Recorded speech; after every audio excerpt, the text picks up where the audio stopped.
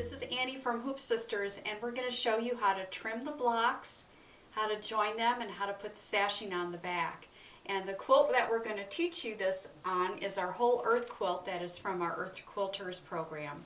And you can see here this part of the quilt we already have done and joined and the sashing on. We have a couple rows here where we don't have it finished yet.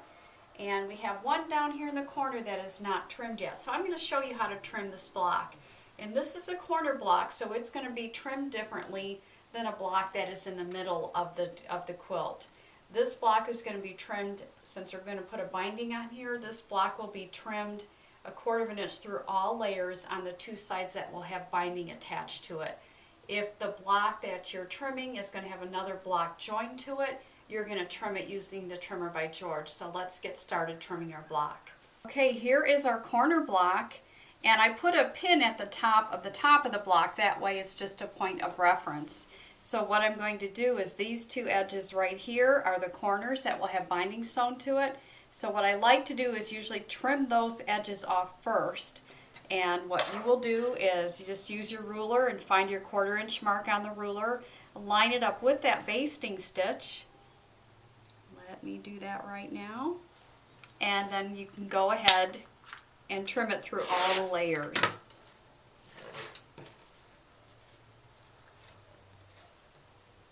And there's my pin. I'm just double checking to make sure I'm trimming the right edge in the right way.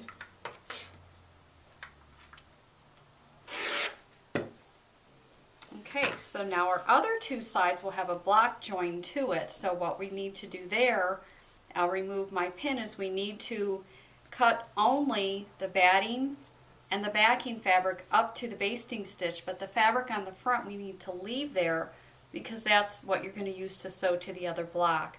So I'm going to finger press, and if you want to use an iron you can, but most of the time finger pressing is all that's necessary. And then we're going to take our trimmer by George, and the trimmer by George is just a very thin piece of metal that has a crimped edge to it, and that allows us to get really uptight close to that basting stitch. So I'll snug that crimped edge in there. I'm going to check, make sure there's no fabric peeking out, and just give it a gentle tug on the battleizer. And then with your rotary cutter, you can use that straight edge on there to cut it. And you can see all that's gone. That's what the back looks like. And I'm going to do the same thing on this edge. So let me do that, and then I'll come back and show you the final step. Okay, I've got both my sides trimmed using the trimmer by George, and this is the back of my block so you can see what that looks like.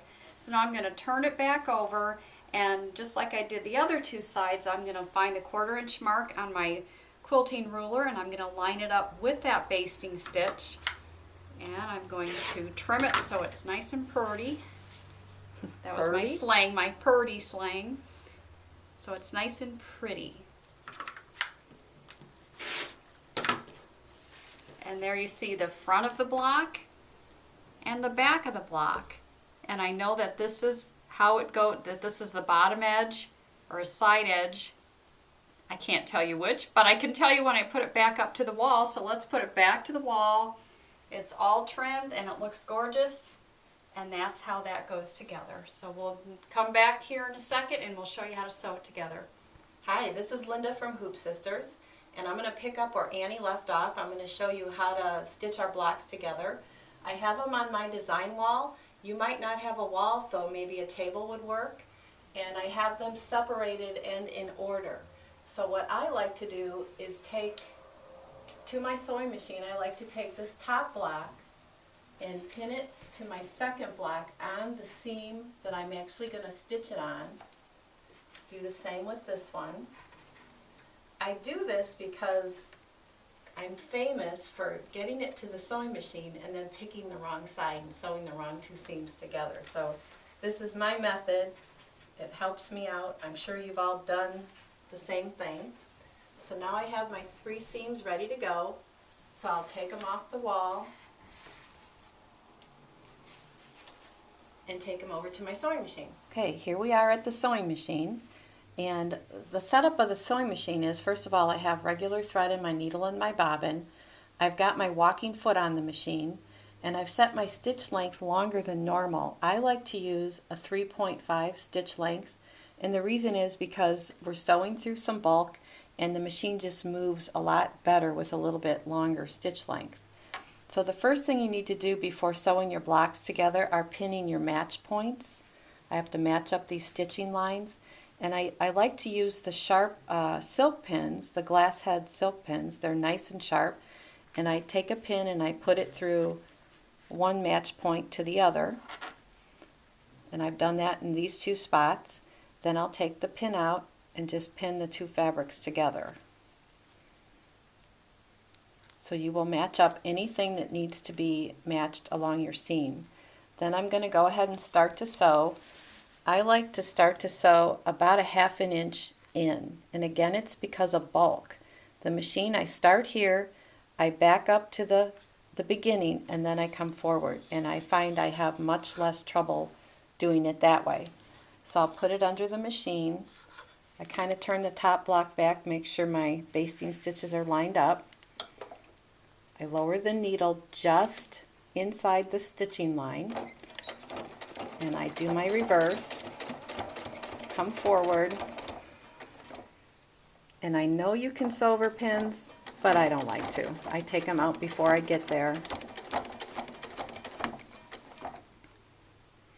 Before I get to the end, I also check my basting line by turning back the top of the block, laying it flat.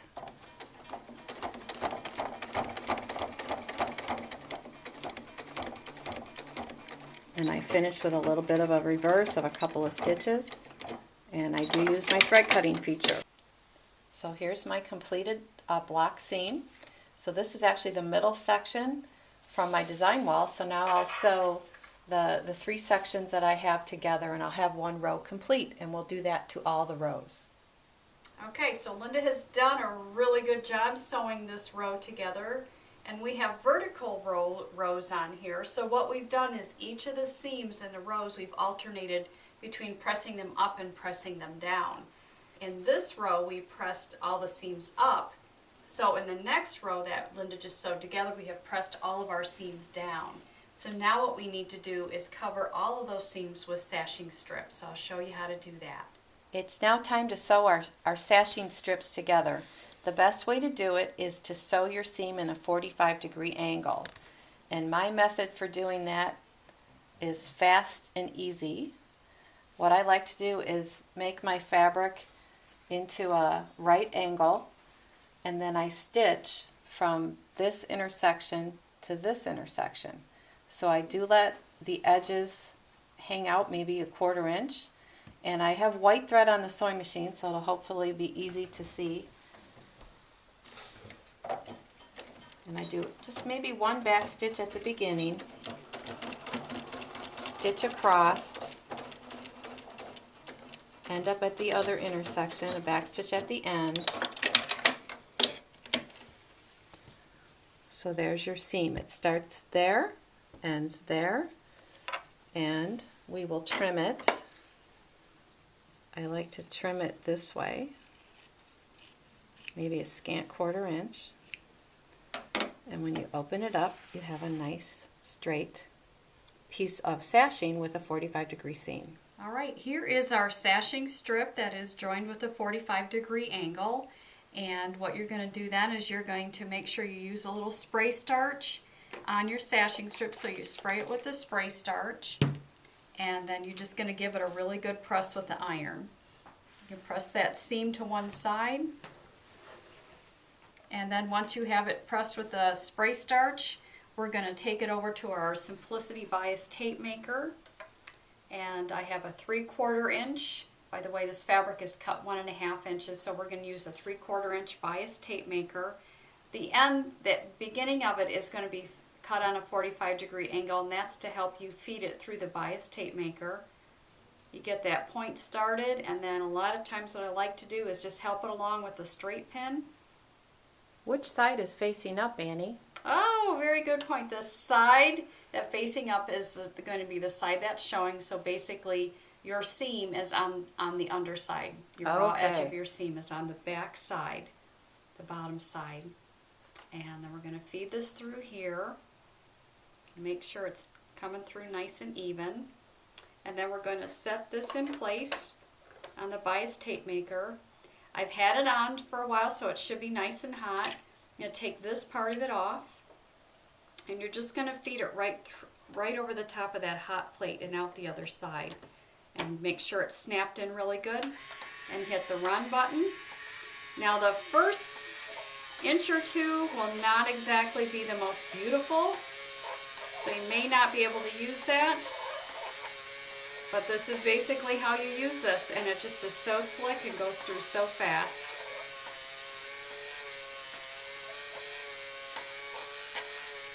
Okay, now I'm going to show you a couple ways to temporarily attach your sashing strip to cover the raw edges on the back of this row. One of the things you could do is you can use either Quilter's Choice basting glue or Quilter's basting glue, and what you would do is you would put just a bead of glue just right along the edge of this, and then after you get the glue on there, you would just take the raw edge and just butt the raw edge right up by where the seam is, where you sewed the blocks together. And then you would take your iron and you would press that in order to heat set it and get it to dry. And after that happens, then you can put another bead of glue on this edge, and then you could fold that over and again use your iron to heat set it to hold it in place. That's Linda's preferred method. I have a different preferred method which is much better than that. You say? Yeah, she thinks she's going to edit that out. But I really like to use Wonder Tape. I don't have to use my iron, and sometimes I'm kind of sloppy and messy, and I might get a little bit of glue on this black fabric, so the Wonder Tape will prevent that. So I'll just tear off a piece of double-sided, this is a wash-away double-sided tape, and I'll just put it right over the top of that seam. Stick it down really good. Now this is where Linda doesn't like it. We'll see how this goes. Well, I'm not sloppy and messy. Maybe that's what it is. But sometimes it is, sometimes they have a little bit of difficulty, and it might take a little time just getting that tape to come off. But just peel that tape off, and then you can take your sashing strip and find the center of your sashing strip and line it up with where that seam is. And you can just put that down, and then we're going to take it to the sewing machine and we're going to sew each side of the sashing strip. I almost forgot to tell you that what we need to have you do also is we don't want the sashing to be caught in the seam because we don't need that bulk. So in your sashing strip, before you sew it, you can just pull it back even with this edge and just cut it with your scissors. Okay, we're at the machine, and I put monofilament thread in the needle and in the bobbin. I still have my walking foot on there, and I've chosen a serpentine stitch, which is just kind of a stitch that meanders back and forth, and we're going to have it meander back and forth right along the edge of the sashing strip on both sides. So let me put it on the machine, and I just line it up so that the edge of the sashing strip is right at the center needle position, and then I just sew the serpentine stitch back and forth.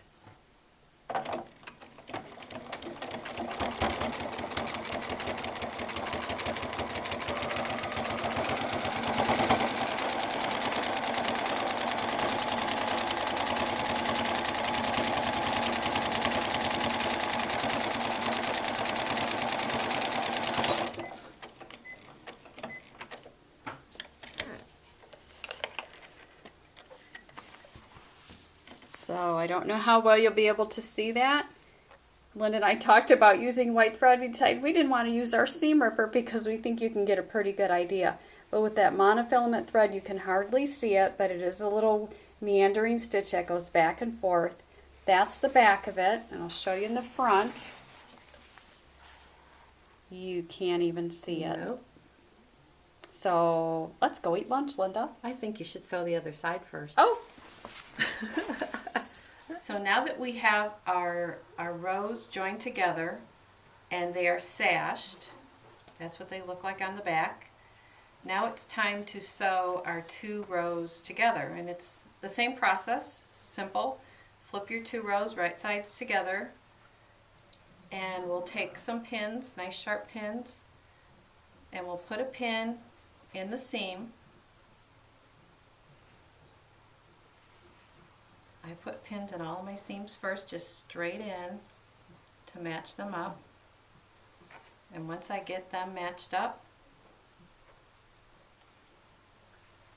I just take them out and pin them like this. Finish pinning all my seams, and then I'll sew it together on the sewing machine and apply sashing the same way we did here.